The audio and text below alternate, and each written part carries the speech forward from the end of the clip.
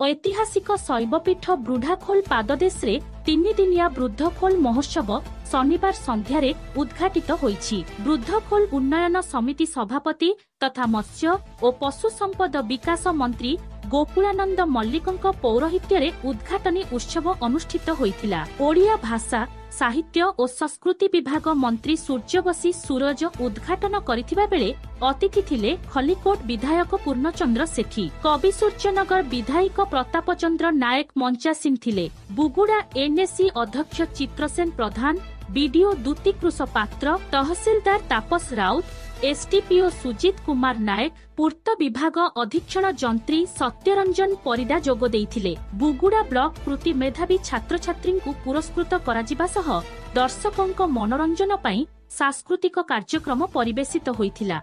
गंजाम जिला बुगुड़ारू सोरेन कुमार प्रधानक रिपोर्ट श्रीक्षेत्र न्यूज।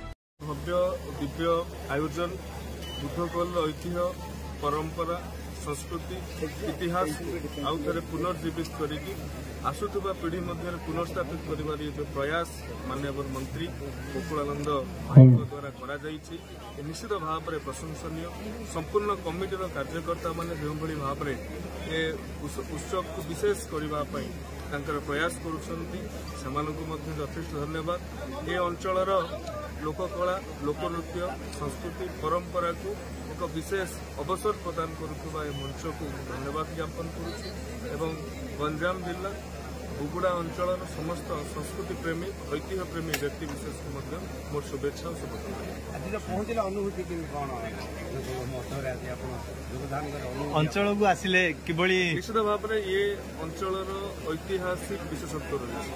ख्रीष्टपूर्व 300 शताब्दी आरंभ करिकी ख्रीष्टाब्द 900 शताब्दी पर्यंत ये अनेक कथा को निजर छाती साइती रखी स्वाक्षरित कर रखी।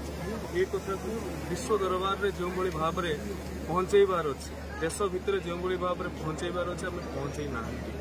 माननीय मंत्री जनप्रतिनिधि भाव में कर्तव्य संपादन कर आशा करी आम विभाग आम सरकार सहयोग रही। अंचलर कथा विश्व को जाओ आज दिन में। धन्यवाद।